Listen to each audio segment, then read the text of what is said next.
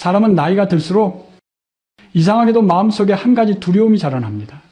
이대로 괜찮을까? 앞으로 더 나빠지지는 않을까? 거울 속 얼굴을 오래 바라보다가 예전보다 굳어 보이는 눈빛에 마음이 내려앉습니다. 돈이 있어도 불안하고 가족이 있어도 외롭고 하루가 무사히 지나가도 안심이 되지 않습니다. 많은 중년의 사람들이 이 질문 앞에서 조용히 숨을 삼킵니다. 혹시 내 인생의 복이 다해가는 건 아닐까? 중년에 들어서면 삶은 겉보기엔 안정되어 보입니다. 아이들은 어느 정도 자라고 직장이나 일도 자리를 잡은 듯 보입니다. 하지만 마음속은 오히려 더 바빠집니다. 자식 걱정, 노후 걱정, 건강, 걱정, 돈 걱정이 꼬리에 꼬리를 물고 이어집니다. 젊을 때는 몰랐던 불안이 나이가 들수록 더 또렷해집니다. 이 불안의 밑바닥에는 공통된 생각 하나가 깔려 있습니다. 앞으로는 좋아질 일보다 나빠질 일이 더 많을 것 같다. 이때 사람들은 자연스럽게 복이라는 말을 떠올립니다. 나는 원래 복이 없는 사람인가? 저 사람은 얼굴만 봐도 잘 풀리게 생겼는데 이렇게 우리는 자신도 모르게 인생의 흐름을 얼굴이나 외형, 타고난 운으로 설명하려 합니다. 그래야 마음이 조금은 편해지기 때문입니다. 내가 잘못 살아서가 아니라 원래 그렇게 태어났다고 생각하면 덜 아프기 때문입니다. 하지만 부처님은 전혀 다른 방향에서 이 문제를 보셨습니다. 부처님께서는 단 한 번도 너는 복 있는 얼굴이다 혹은 복 없는 팔자다라고 말씀하지 않으셨습니다. 그 대신 이렇게 가르치셨습니다. 인생의 괴로움은 외부에서 오는 것이 아니라 마음의 집착에서 비롯된다고 말입니다. 나이가 들수록 힘들어지는 이유도 복이 사라져서가 아니라 집착이 점점 더 많아지기 때문입니다. 중년이 되면 우리는 너무 많은 것을 붙잡고 살아갑니다. 아이에 대한 기대, 돈에 대한 불안, 건강에 대한 집착, 과거 선택에 대한 후회, 이만큼은 있어야 안전하다. 이 정도는 누려야 억울하지 않다. 이 생각들이 쌓일수록 마음은 점점 더 무거워집니다. 그리고 이 무거운 마음은 어느새 표정과 태도, 삶의 리듬에 그대로 스며듭니다. 불교에서는 이것을 고구라고 부릅니다. 고통은 특별한 불행이 닥쳐서 생기는 것이 아닙니다. 원하는 대로 되지 않을 때, 놓지 못할 때, 비교할 때 생깁니다. 중년의 고통은 바로 여기에서 시작됩니다. 나는 이만큼 살았는데 남들은 이 나이에 저만큼 이루었는데 이 비교와 기대가 마음을 끊임없이 자극합니다. 그래서 많은 사람들이 나이가 들수록 더 예민해지고 더 쉽게 지치고 더 외로워집니다. 사람이 없어서 외로운 것이 아니라 기대가 충족되지 않아서 외로운 것입니다. 가족이 곁에 있어도 마음이 쉬지 못하면 그곳은 쉼터가 되지 못합니다. 여기서 중요한 질문을 하나 던져야 합니다. 정말로 내 인생의 복이 줄어들고 있는 걸까? 아니면 내 마음이 너무 많은 것을 움켜쥐고 있는 걸까? 부처님께서는 모든 것은 무상하다고 하셨습니다. 젊음도, 돈도, 관계도, 심지어 불안도 오래 머물지 않습니다. 그런데 우리는 변하지 않는 안전을 원합니다. 이 모순 속에서 마음은 끊임없이 긴장하게 됩니다. 이 긴장이 바로 중년의 불안을 키웁니다. 지금 이 이야기를 듣고 있는 당신도 겉으로는 잘 버티고 있지만 속으로는 앞으로 더 버틸 수 있을까를 걱정하고 있을지도 모릅니다. 이 걱정은 당신이 약해서가 아닙니다. 삶을 성실하게 살아온 사람일수록, 책임이 많았던 사람일수록 이런 불안은 더 자연스럽게 찾아옵니다. 오늘 이 첫 번째 이야기는 해결책을 주기 위한 것이 아닙니다. 먼저 마음을 알아차리기 위함입니다. 내가 요즘 복을 잃을까 봐 두려워하고 있구나. 이것을 알아차리는 순간 이미 변화는 시작됩니다. 불교에서 말하는 깨달음의 첫걸음은 고통을 부정하지 않는 것입니다. 이제부터 우리는 함께 천천히 살펴볼 것입니다. 복이 어디에서 생기고 어디에서 새어나가는지, 그리고 나이가 들수록 오히려 마음이 가벼워질 수 있는 길이 무엇인지 서두르지 않아도 괜찮습니다.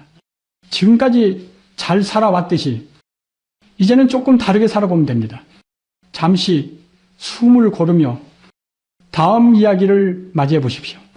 사람의 얼굴을 바라볼 때 우리는 무엇을 보고 있을까요? 주름의 깊이일까요? 눈빛의 날카로움일까요? 아니면 타고난 생김새일까요? 많은 사람들은 얼굴을 보면 그 사람의 인생이 보인다고 말합니다. 저 얼굴은 고생 안 해본 얼굴이야. 저 사람은 복이 있어 보여. 하지만 부처님의 가르침에서 말하는 얼굴은 우리가 흔히 생각하는 그것과는 전혀 다릅니다. 불교에서 말하는 얼굴은 결과이지 원인이 아닙니다. 얼굴은 그 사람이 지나온 마음의 흔적이 잠시 머무는 자리일 뿐입니다. 그래서 부처님은 단 한 번도 얼굴을 고정된 운명으로 보지 않으셨습니다. 오늘의 얼굴은 과거 마음의 결과이고 내일의 얼굴은 지금 이 순간의 마음이 만들어갑니다. 우리는 종종 이렇게 말합니다. 나는 원래 이런 인상이야. 타고나길 이렇게 생겨서 어쩔 수 없어. 하지만 이것은 불교에서 말하는 가장 큰 착각 중 하나입니다. 왜냐하면 불교에서는 고정된 나 자체가 존재하지 않는다고 보기 때문입니다. 몸도, 마음도, 생각도 모두 끊임없이 변하고 흘러갑니다. 만약 얼굴이 타고난 운명이라면 사람의 인상은 평생 변하지 않아야 합니다. 그러나 우리는 모두 알고 있습니다. 같은 사람이라도 어떤 시기를 지나면 얼굴이 달라진다는 것을 마음이 편해졌을 때 얼굴은 자연스럽게 풀립니다. 반대로 걱정과 분노, 집착이 쌓이면 얼굴은 점점 굳어집니다. 이 변화는 나이와는 큰 상관이 없습니다. 마음이 바뀌면 얼굴은 반드시 따라옵니다. 부처님께서는 인간의 고통을 밖에서 찾지 말라고 하셨습니다. 얼굴이 어둡게 변하는 것도 운이 막히는 것도 결국은 외부의 상황 때문이 아니라 그 상황을 대하는 마음의 태도에서 비롯됩니다. 같은 일을 겪어도 어떤 사람은 단단해지고 어떤 사람은 무너집니다. 그 차이는 얼굴이 아니라 마음의 방향입니다. 중년이 되면 많은 사람들이 얼굴에 집착하기 시작합니다. 요즘 인상이 왜 이렇게 안 좋아졌지? 예전보다 늙어 보이는 것 같아. 이때 우리는 외모를 고치려 애쓰지만 정작 더 중요한 것은 놓치곤 합니다.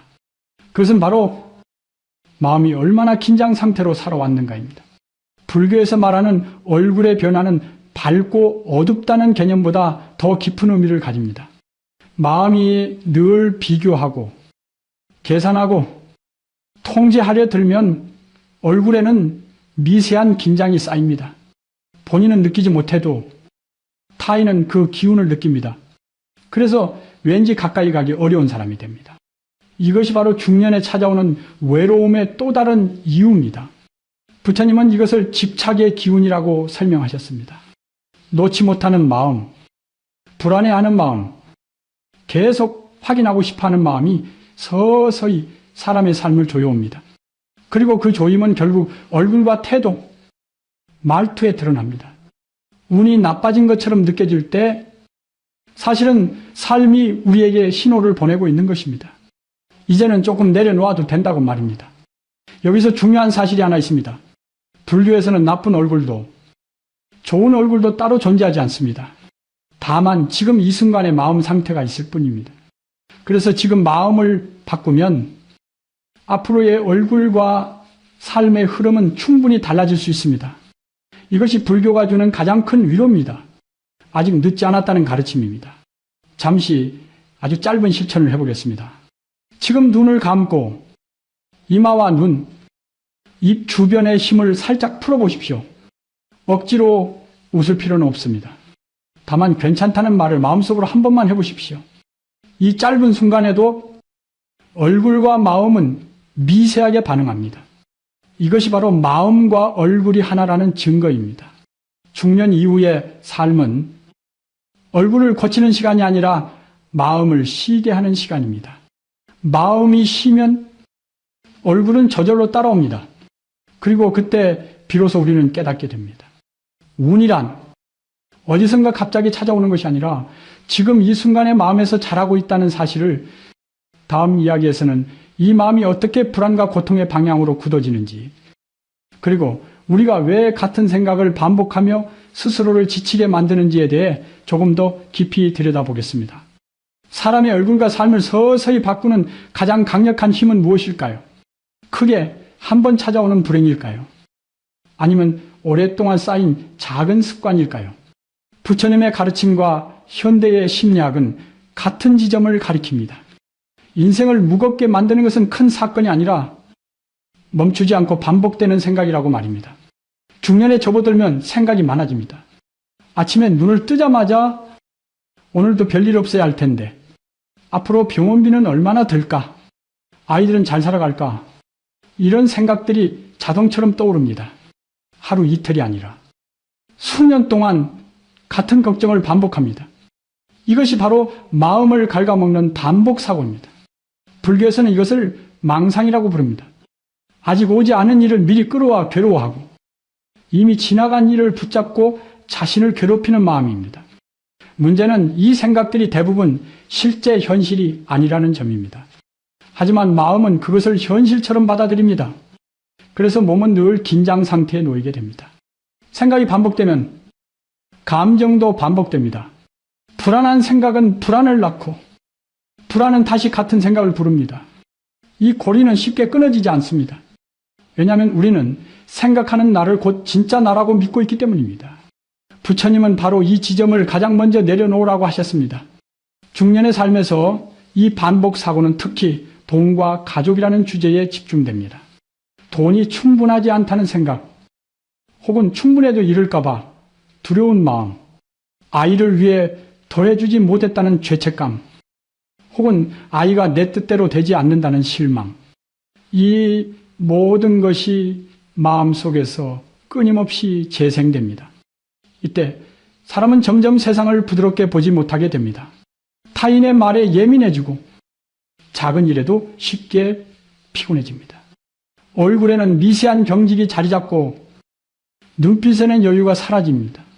운이 막힌 것처럼 느껴질 때 사실은 마음이 너무 오랫동안 스스로를 몰아붙여 온 결과입니다. 부처님께서는 이렇게 말씀하셨습니다.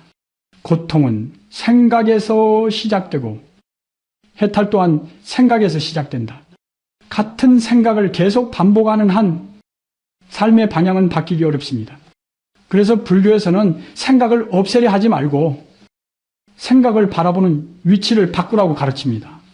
지금 이 순간에도 당신의 머릿속에는 여러 생각이 오가고 있을 것입니다. 하지만 그 생각을 내가 통제해야 할 것으로 여기지 말고 잠시 지나가는 손님처럼 바라보는 연습이 필요합니다.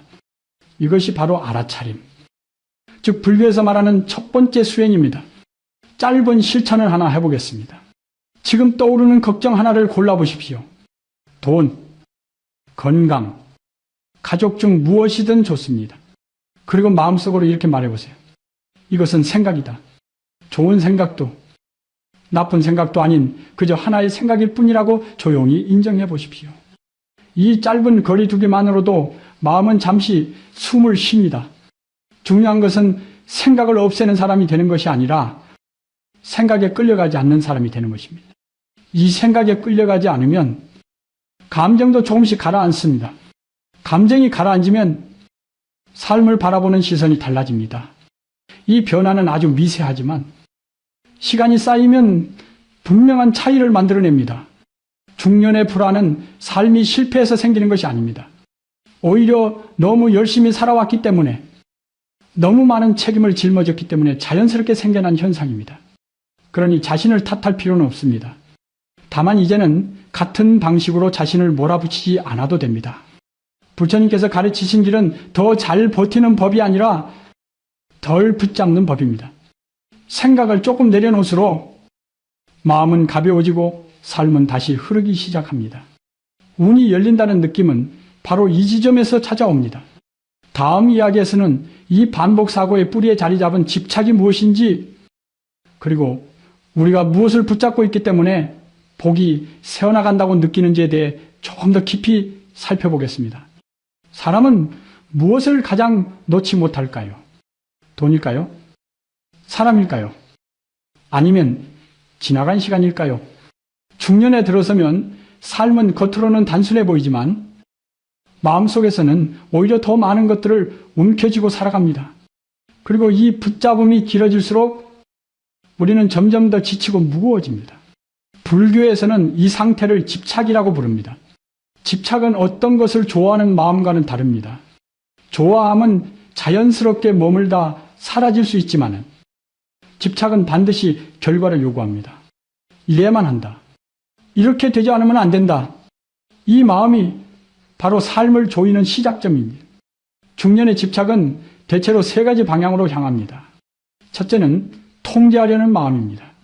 자식이 어떤 선택을 하는지, 배우자가 어떻게 살아가는지, 심지어 주변 사람들이 나를 어떻게 보는지까지 모두 내 뜻대로 되기를 바랍니다. 이 통제가 이루어지지 않을 때 마음은 곧바로 불안과 분노로 흔들립니다. 둘째는 비교에 대한 집착입니다. 저 사람은 나보다 덜 노력했는데 왜 더 잘 살까? 나는 이만큼 했는데 왜 아직도 불안할까? 비교는 끝이 없습니다. 누군가는 항상 더 많고 누군가는 항상 더 적어 보입니다. 이 비교 속에서 마음은 쉼을 잃습니다.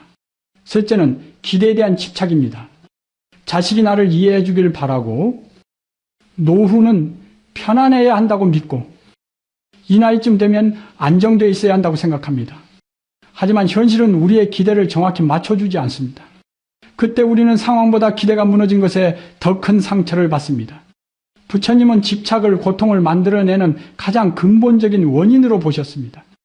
왜냐하면 집착은 현재를 있는 그대로 보지 못하게 만들기 때문입니다. 지금 이 순간 충분히 괜찮을 수 있는데도 더 나아야 한다는 생각 때문에 마음은 늘 결핍을 느낍니다. 집착이 오래되면 그 기운은 삶 전반에 스며듭니다. 말투가 날카로워지고 표정에는 여유가 사라지며 사람들과의 거리도 점점 멀어집니다. 그래서 중년에 접어들수록 주변의 사람이 줄어드는 경우가 많습니다. 사람이 떠나는 것이 아니라 집착의 기운이 사람을 밀어내는 것입니다. 부처님께서는 이렇게 말씀하셨습니다. 잡은 손으로는 새로운 것을 받을 수 없다. 손이 가득 차 있으면 아무리 좋은 것이 와도 담을 수 없습니다. 마찬가지로 마음이 집착으로 가득 차 있으면 이미 충분히 있는 복도 느끼지 못합니다. 그래서 우리는 복이 줄어들었다고 착각하게 됩니다.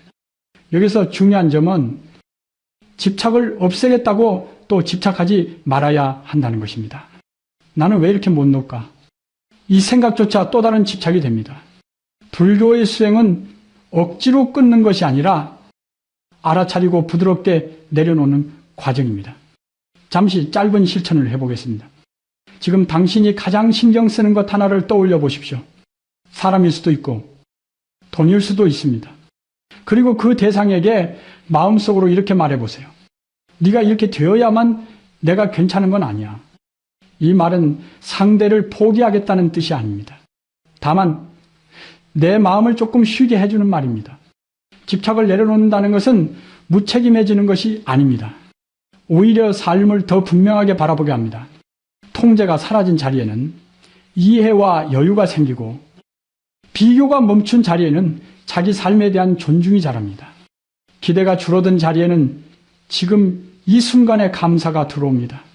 중년 이후의 삶은 더 많은 것을 쌓는 시간이 아니라 무거운 짐을 하나씩 내려놓는 시간입니다.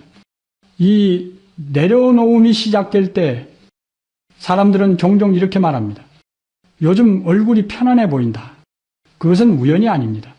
집착이 줄어들면은 마음이 먼저 가벼워지고 그 변화는 자연스럽게 겉으로 드러납니다. 다음 이야기에서는 이 집착을 줄이는 가장 현실적인 방법, 즉 절제가 왜 불교에서 그토록 중요한 수행으로 여겨지는지에 대해 함께 살펴보겠습니다. 사람들은 종종 절제를 떠올리면 참아야 하는 삶, 즐거움이 없는 삶을 먼저 생각합니다. 먹고 싶은 것을 못 먹고 하고 싶은 것을 억누르며 스스로를 괴롭히는 모습이 떠오릅니다. 그래서 중년이 되면 이렇게 말합니다. 이 나이에까지 참아야 하나? 이제는 좀 누려도 되지 않나? 하지만 부처님께서 말씀하신 절제는 결코 자신을 괴롭히는 방식이 아닙니다. 오히려 절제는 삶을 오래 그리고 가볍게 살아가기 위한 가장 현실적인 지혜입니다. 불교에서 절제는 금욕이 아니라 알고 멈출 줄 아는 힘입니다. 중년의 삶이 유독 무거워지는 이유는 부족해서가 아니라 이미 충분한데도 계속 더하려 하기 때문입니다. 더 먹으려 하고, 더 소유하려 하고, 더 확인받으려 합니다. 이 더라는 마음이 몸과 마음을 동시에 지치게 만듭니다. 부처님은 인간의 고통을 욕망의 크기와 연결해서 보셨습니다. 욕망이 커질수록 채워도 채워지지 않는 갈증이 생깁니다. 반대로 욕망을 조금만 줄여도 삶은 훨씬 안정됩니다. 이것이 절제가 가져오는 변화입니다. 특히 중년 이후에는 절제가 곧 건강과 직결됩니다. 과음, 과로는 젊을 때는 견딜 수 있었지만 나이가 들수록 몸에 그대로 남습니다. 몸이 무거워지면 마음도 무거워지고, 마음이 무거워지면 삶 전체가 버거워집니다. 이 악순환을 끊는 첫걸음이 바로 절제입니다. 불교에서는 몸과 마음을 따로 보지 않습니다. 몸이 흐트러지면 마음도 흐트러지고, 마음이 산란하면 몸도 병듭니다. 그래서 절제는 운을 바꾸는 특별한 비법이 아니라 삶의 균형을 회복하는 기본 수행입니다. 중년의 절제는 거창할 필요가 없습니다. 배가 꽉 차기 전에 숟가락을 내려놓는 것, 말이 거칠어지려 할 때 한 박자 쉬는 것, 불필요한 소비 앞에서 잠시 멈추는 것, 이 작은 멈춤들이 삶의 방향을 바꾸기 시작합니다. 많은 사람들이 이렇게 묻습니다. 조금 더 먹고 조금 더 쓰는 게 무슨 큰 차이가 있겠어요? 하지만 부처님은 삶은 늘 작은 선택들의 반복이라고 하셨습니다. 하루의 선택은 미미해 보이지만 그것이 쌓이면 인생의 흐름이 됩니다. 절제는 바로 이 흐름을 부드럽게 바로잡는 역할을 합니다. 절제를 실천하는 사람에게는 공통된 변화가 나타납니다. 마음이 덜 조급해지고 기다릴 줄 알게 되며 불안이 예전처럼 휘두르지 못합니다. 왜냐하면 절제는 지금 이만큼이면 충분하다는 내면의 안정감을 키워주기 때문입니다. 이 안정감이 쌓이면 사람들은 그것을 복이 있다고 표현합니다. 여기서 중요한 점은 절제를 목표로 삼지 말라는 것입니다. 나는 절제해야 해 라고 다짐하면 그 자체가 또 하나의 부담이 됩니다. 대신 이렇게 접근해 보십시오. 내가 나를 조금 덜 피곤하게 해줄 수 있을까? 이 질문에서 시작된 절제는 억지가 아니라 배려가 됩니다. 짧은 실천을 하나 제안드립니다. 다음 식사 때 배가 아직 조금 남았다고 느껴질 때 숟가락을 내려놓아 보십시오. 그리고 마음속으로 이렇게 말해보세요. 이만큼으로도 충분하다. 이 순간은 단순한 식습관의 변화가 아니라 자기 삶을 존중하는 연습입니다. 절제는 무언가를 빼앗는 것이 아니라 삶의 소음을 줄이는 일입니다. 소음이 줄어들면 마음은 본래의 리듬을 되찾고 삶은 다시 흐르기 시작합니다. 그때 사람들은 요즘 왜 이렇게 편안해 보이세요? 라는 말을 듣게 됩니다. 그 편안함이 바로 중년 이후에 가장 귀한 복입니다. 다음 이야기에서는 이 절제가 왜 잃는 연습이 아니라 지켜내는 지혜인지, 그리고 무상함을 이해할 때 어떻게 두려움이 줄어드는지에 대해 함께 살펴보겠습니다. 사람이 나이를 먹는다는 것은 무언가를 계속 잃어가는 과정처럼 느껴질 때가 많습니다. 젊음이 사라지고 체력이 줄어들고 사람들과의 관계도 예전 같지 않습니다. 그래서 중년 이후의 삶을 떠올리면 마음 한구석에 설명하기 어려운 두려움이 자리합니다. 앞으로는 계속 내려가기만 하는 건 아닐까? 부처님께서는 이 두려움의 뿌리를 무상을 제대로 보지 못하기 때문이라고 하셨습니다. 무상은 모든 것이 변한다는 사실입니다. 하지만 우리는 이 변함을 머리로는 이해하면서도 마음으로는 받아들이지 못합니다. 그래서 변화를 상실로만 해석합니다. 사실 무상은 잃는 것만을 의미하지 않습니다. 괴로움도, 불안도, 지금의 어려움도 영원하지 않다는 뜻입니다. 그러나 우리는 좋은 것은 붙잡고 나쁜 것은 빨리 사라지길 바라며 변함을 선택적으로 대하려 합니다. 이 선택이 오히려 더 큰 고통을 만듭니다. 중년의 불안은 대부분 미래를 향해 있습니다. 아직 오지 않은 노년의 모습, 병들었을 때의 자신, 도움이 필요해질 상황을 미리 그려보며 마음을 소모합니다. 부처님은 이런 상태를 아직 오지 않은 고통을 현재로 끌어오는 일이라고 표현하셨습니다. 이것은 지혜가 아니라 스스로를 괴롭히는 습관입니다. 무상을 제대로 이해하면 삶을 대하는 태도가 달라집니다. 모든 것이 변한다는 사실을 받아들이면 지금의 상태에 지나친 의미를 부여하지 않게 됩니다. 잘 풀릴 때도 이 또한 머무르지 않는다는 것을 알고 어려울 때도 이 또한 지나간다는 것을 기억합니다. 이 균형이 마음을 지켜줍니다. 부처님께서는 무상을 외면할수록 집착은 강해지고 집착이 강해질수록 두려움도 커진다고 하셨습니다. 반대로 무상을 인정하면 붙잡을 이유가 줄어듭니다. 왜냐하면 결국 아무것도 영원히 내 것이 아니기 때문입니다. 이 깨달음은 차갑지 않습니다. 오히려 마음을 한결 가볍게 합니다.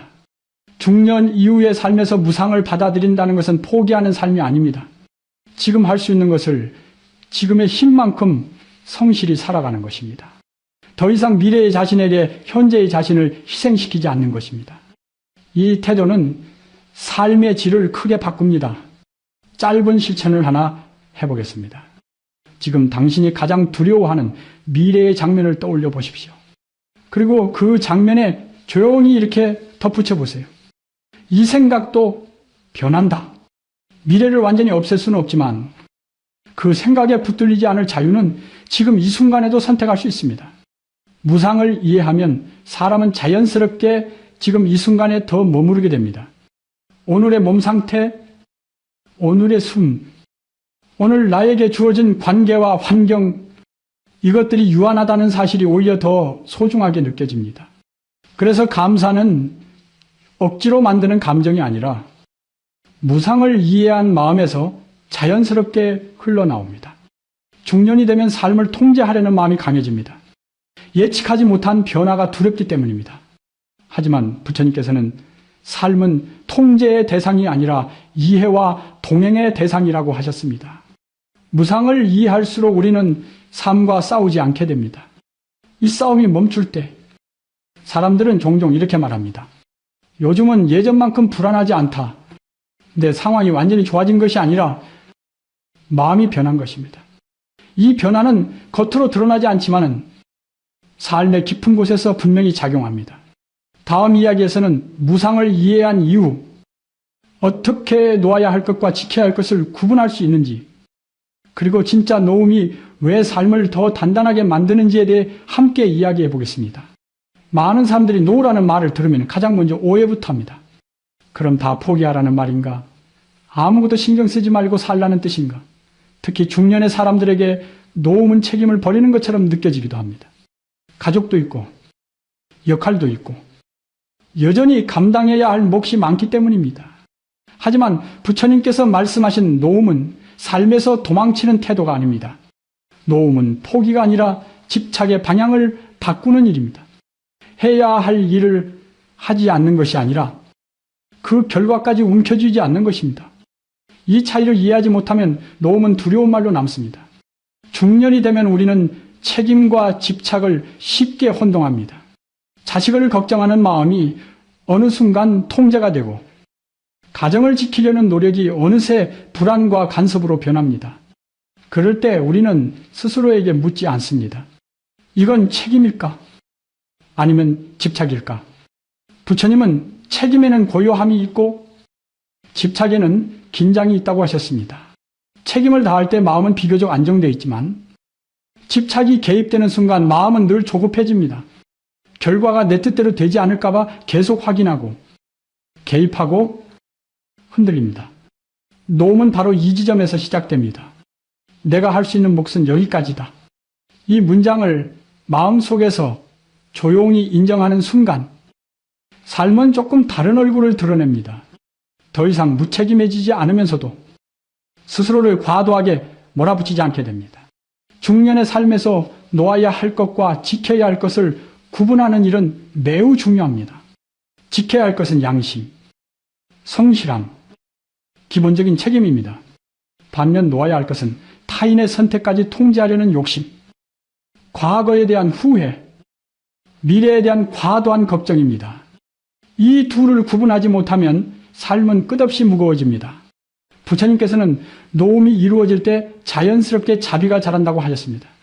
자비는 남을 위해 희생하는 감정이 아니라 나와 남을 동시에 해치지 않는 태도입니다. 내가 나를 괴롭히지 않을 때 타인도 덜 괴롭히게 됩니다. 그래서 노움은 관계를 차갑게 만드는 것이 아니라 오히려 부드럽게 만듭니다. 중년 이후에 사람들이 가장 많이 후회하는 것은 하지 못한 일이 아니라 지나치게 붙잡았던 마음입니다. 그때 그렇게까지 집착하지 않아도 됐는데, 조금만 믿어줘도 됐는데, 이 깨달음은 대개 시간이 한참 흐른 뒤에 찾아옵니다. 하지만 지금 이 순간에도 우리는 선택할 수 있습니다. 짧은 실천을 하나 해보겠습니다. 지금 당신이 가장 마음을 쓰고 있는 사람을 떠올려 보십시오. 그리고 그 사람에게 마음속으로 이렇게 말해보세요. 너의 인생은 너의 것이고 내 인생은 나의 것이다. 이 말은 관계를 끊겠다는 선언이 아닙니다. 경계를 분명히 하겠다는 다짐입니다. 이 경계가 있을 때 관계는 오히려 오래갑니다. 노움을 연습하면 삶의 에너지가 분산되지 않습니다. 지금 해야 할 일에 조용히 집중할 수 있게 됩니다. 말이 줄어들고 판단이 늦춰지며 감정의 파도가 낮아집니다. 이 변화는 겉으로 크게 드러나지 않지만 삶의 깊이를 바꿉니다. 부처님은 놓을 줄 아는 사람은 이미 많은 것을 가진 사람이라고 하셨습니다. 붙잡지 않아도 괜찮다는 믿음, 흔들려도 다시 돌아올 수 있다는 신뢰가 그 사람의 바탕이 되기 때문입니다. 이 바탕이 생기면 인생의 후반부는 더 단단해질 수 있습니다. 중년 이후의 노움은 무언가를 잃기 위한 연습이 아닙니다. 오히려 지금 내 삶에 꼭 필요한 것들을 끝까지 지켜내기 위한 지혜입니다. 마음이 가벼워질수록 삶은 단순해지고 단순해진 삶은 오래 견딜 수 있는 힘을 줍니다. 다음 이야기에서는 이 노움이 일상에서 어떻게 이어질 수 있는지, 특별한 수행이 아니라 평범한 하루 속에서 어떻게 알아차림과 실천으로 이어지는지, 즉 중년의 삶에 맞는 구체적인 생활 속 수행에 대해 함께 살펴보겠습니다. 노움에 대해 이해했다고 해서 삶이 곧바로 달라지진 않습니다.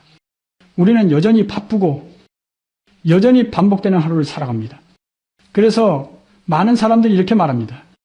이해는 되는데 일상에서는 잘 안 됩니다.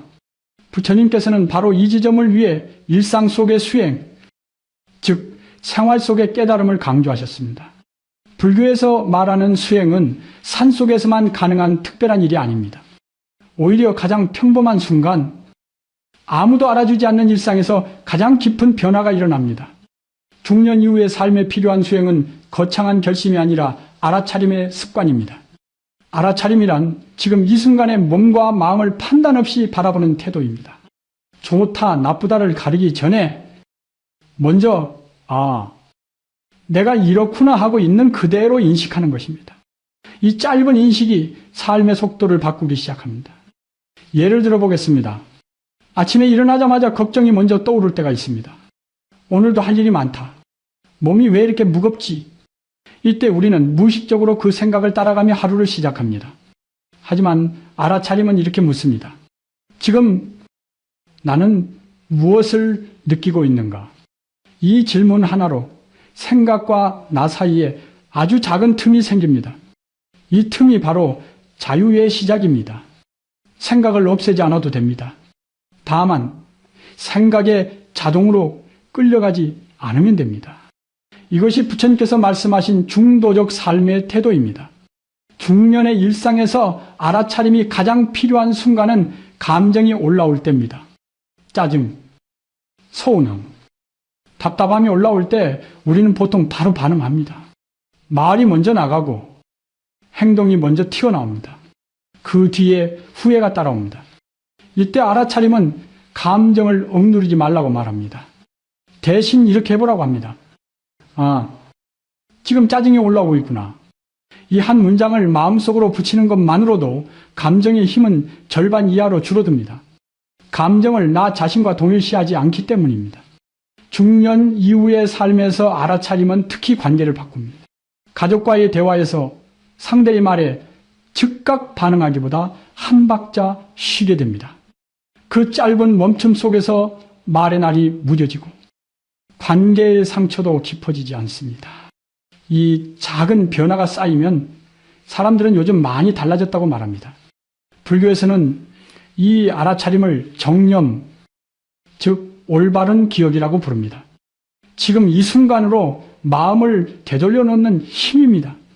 정념이 길러지면 삶은 점점 과거와 미래에서 벗어나 현재에 머무르게 됩니다. 이 현재가 바로 고통이 줄어드는 자리입니다. 아주 간단한 실천을 하나 제안드립니다. 하루에 한 번, 아무것도 하지 않는 시간을 딱 3분만 만들어 보십시오. 눈을 감고 숨이 들어오고 나가는 것을 느껴봅니다. 숨을 조절할 필요는 없습니다. 그저 들이쉰다, 내쉰다를 알아차리기만 하면 됩니다. 이 짧은 시간이 마음을 원래 자리로 돌려놓습니다. 알아차림은 삶을 더 잘 통제하기 위한 기술이 아닙니다. 오히려 통제를 내려놓는 연습입니다. 지금 이 순간을 신뢰하는 법을 배우는 것입니다. 이 신뢰가 생기면 미래에 대한 불안도 조금씩 힘을 잃습니다. 왜냐하면 우리는 이미 지금을 잘 살아내고 있기 때문입니다. 중년 이후의 삶은 속도를 줄일수록 깊어질 수 있습니다. 알아차림은 그 깊이를 가능하게 하는 열쇠입니다. 매 순간 완벽할 필요는 없습니다. 다만 자주 돌아오면 됩니다. 생각에서, 감정에서, 다시 지금으로. 다음 이야기에서는 이 알아차림과 절제가 어떻게 구체적인 행동의 변화로 이어지는지, 즉 작은 생활 습관 하나가 어떻게 삶의 흐름과 법을 천천히 바꾸는지에 대해 함께 살펴보겠습니다. 삶이 바뀌는 순간은 대개 극적인 사건으로 찾아오지 않습니다. 오히려 아주 사소해 보이는 작은 행동 하나에서 시작됩니다. 그래서 많은 사람들이 변화를 놓칩니다. 이 정도로 뭐가 달라지겠어? 하지만 부처님께서는 삶은 늘 작은 원인의 반복으로 움직인다고 하셨습니다. 그리고 그 반복이 쌓여 어느 날 전혀 다른 결과를 만들어냅니다. 앞선 이야기에서 우리는 알아차림과 절제, 노험에 대해 살펴보았습니다. 이제 중요한 것은 이 이해를 어떻게 일상 속 행동으로 이어가느냐입니다. 아무리 좋은 가르침도 삶에서 쓰이지 않으면 머릿속 생각으로만 남습니다. 중년 이후의 삶에 필요한 실천은 많지 않습니다. 오히려 너무 많으면 금세 지치고 포기하게 됩니다. 부처님께서는 적게 하되 꾸준히 하라고 하셨습니다. 지금부터 제안하는 실천들은 하루에 하나만 선택해도 충분합니다. 첫 번째는 먹는 습관의 변화입니다. 앞서 말했듯이 절제는 참는 것이 아니라 몸의 신호를 존중하는 일입니다. 배가 아직 완전히 차지 않았을 때 숟가락을 내려놓는 연습은 단순한 식습관이 아니라 자기 삶을 통제하는 감각을 회복하는 훈련입니다. 이 감각이 살아나면 다른 욕망 앞에서도 조금 더 여유가 생깁니다. 두 번째는 말을 줄이는 실천입니다. 이 중년이 되면 경험이 많아진 만큼 말도 많아지기 쉽습니다. 조언, 판단, 충고가 나도 모르게 앞서 나옵니다. 하루에 한 번 말하고 싶은 순간에 한 호흡만 늦춰보십시오. 말을 하지 않았다고 아무것도 잃지 않습니다. 오히려 관계의 긴장이 줄어듭니다. 세 번째는 비교를 알아차리는 연습입니다. 뉴스를 보다가 지인의 소식을 듣다가 마음이 순간적으로 흔들릴 때가 있습니다. 그때 스스로에게 이렇게 물어보세요. 지금 나는 비교하고 있는가? 이 질문만으로도 비교의 힘은 약해집니다. 비교는 자동 반응이지만 알아차림은 선택입니다. 네 번째는 하루를 정리하는 짧은 시간입니다. 잠들기 전 오늘 하루를 떠올리며 잘한 일 하나만 기억해 보십시오. 대단한 성취일 필요는 없습니다. 화를 내지 않고 넘긴 순간, 참고 한마디 덜 한 장면이면 충분합니다. 이 연습은 자기 자신을 비난하는 습관을 서서히 누그러뜨립니다. 이 작은 실천들이 왜 삶의 흐름을 바꾸는 걸까요? 그 이유는 이 행동들이 모두 자기 존중으로 이어지기 때문입니다. 자기 자신을 존중하지 못하면 아무리 많은 것을 가져도 마음은 늘 불안합니다. 반대로 자신을 존중하는 태도가 생기면 외부 상황이 완벽하지 않아도 삶은 흔들리지 않습니다. 불교에서 말하는 복은 하늘에서 떨어지는 선물이 아닙니다. 매 순간의 선택이 쌓여 자연스럽게 만들어지는 흐름입니다. 그래서 복은 찾으러 다닐 대상이 아니라 살아내는 과정입니다.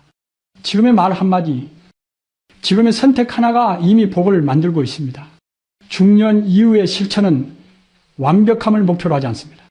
넘어지지 않는 삶이 아니라 넘어져도 다시 돌아오는 삶을 지향합니다.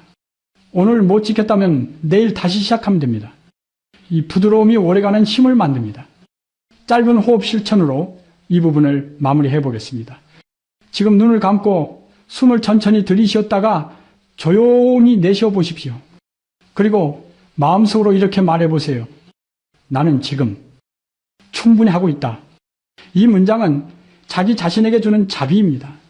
이 자비가 쌓일수록 삶은 점점 단단해집니다. 외부의 평가에 덜 흔들리고 미래의 불안에도 덜 끌려갑니다. 이때 사람들은 운이 좋아졌다고 말하지만 사실은 삶을 대하는 태도가 바뀌었을 뿐입니다. 다음이 마지막 이야기입니다. 이 모든 실천과 이해가 중년 이후의 삶을 어떤 방향으로 이끄는지, 그리고 우리가 어떤 마음으로 인생의 후반부를 맞이하면 좋을지에 대해 차분히 정리해 보겠습니다.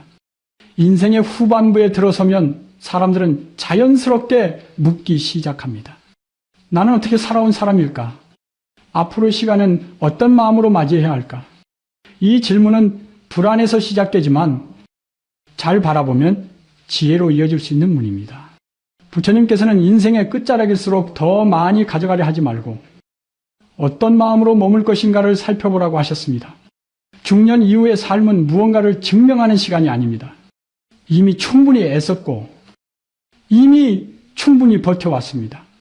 이제 필요한 것은 더 큰 성취가 아니라 마음의 방향을 정리하는 일입니다. 이 방향이 정리될 때 삶은 비로소 조용해집니다. 지금까지 우리는 불안, 반복되는 생각, 집착, 절제, 무상, 노움, 알아차림과 작은 실천들에 대해 이야기했습니다. 이 모든 가르침은 하나의 결론으로 모입니다. 잘 살기 위해 더 애쓰지 않아도 된다는 것입니다. 대신 덜 흔들리는 삶을 선택하면 됩니다. 중년 이후에 진짜 중요한 것은 얼마를 가졌는가가 아니라 얼마나 자주 마음이 편안한가입니다. 마음이 편안하면 하루의 질이 달라지고 관계의 온도가 달라지며 삶 전체 인상이 바뀝니다. 사람들은 그것을 얼굴이 좋아졌다, 분위기가 달라졌다고 표현합니다. 하지만 그 변화의 시작은 항상 마음입니다. 부처님께서는 삶의 마지막까지도 깨달음은 가능하다고 하셨습니다. 그 깨달음은 세상의 이치를 모두 아는 것이 아니라 자기 마음을 더 이상 속이지 않는 상태입니다. 불안한데 괜찮은 척하지 않고 힘든데 강한 척하지 않는 것. 이 솔직함이 마음을 단단하게 만듭니다. 중년 이후의 삶에서 우리가 지켜야 할 가장 중요한 가치는 자기 자신에 대한 신뢰입니다. 나는 지금까지 내 몫의 인생을 살아왔고 앞으로도 내 방식으로 살아갈 수 있다는 믿음. 이 믿음이 있으면 미래는 더 이상 공포의 대상이 아닙니다. 다만 아직 오지 않은 시간일 뿐입니다. 불교에서 말하는 자비는 자기 자신에게서 시작됩니다. 자기를 몰아붙이며 사는 사람은 결국 타인에게도 같은 방식으로 대하게 됩니다. 반대로 자신에게 부드러운 사람은 세상과도 덜 싸우게 됩니다. 그래서 인생의 후반부에는 나는 나에게 어떤 태도로 살 것인가를 끊임없이 물어야 합니다. 짧은 마무리 실천을 하나 제안드립니다. 오늘 하루가 끝날 무렵 자신에게 이렇게 말해보세요. 오늘도 여기까지 잘 왔다. 더 잘하지 않아도 괜찮습니다. 이 한 문장은 그동안 애써온 자신을 인정해주는 말입니다. 이 인정이 쌓일수록 마음은 점점 안정됩니다. 많은 사람들이 행복은 조건이 갖춰져야 온다고 믿습니다. 돈이 더 있어야 하고, 건강이 완벽해야 하고, 문제가 사라져야 한다고 생각합니다. 하지만 부처님께서는 행복은 조건이 아니라 태도의 문제라고 하셨습니다. 지금 이 순간을 어떤 마음으로 대하느냐에 따라 삶의 무게는 달라집니다. 중년 이후의 삶은 조용히 깊어질 수 있습니다. 속도를 줄이고 비교를 내려놓고 자기 리듬을 회복할수록 삶은 오히려 단단해집니다. 이 단단함은 겉으로 드러나는 성공이 아니라 흔들리지 않는 마음에서 나옵니다. 마지막으로 이 말을 전하고 싶습니다. 당신의 인생은 지금 이 순간에도 충분히 의미가 있습니다. 앞으로 무엇을 더 이루지 않아도 이미 살아온 시간 자체가 당신의 가치입니다. 이 사실을 잊지 않을 때 인생의 후반부는 두려움이 아니라 평온으로 열릴 수 있습니다. 이제 이 긴 이야기를 천천히 내려놓으셔도 괜찮습니다. 당장 모든 것을 바꾸려 하지 않아도 됩니다. 다만 오늘보다 내일 조금 더 자신에게 부드러워질 수 있다면 그것으로 충분합니다. 그 길 위에서 삶은 다시 당신 편이 되어줄 것입니다.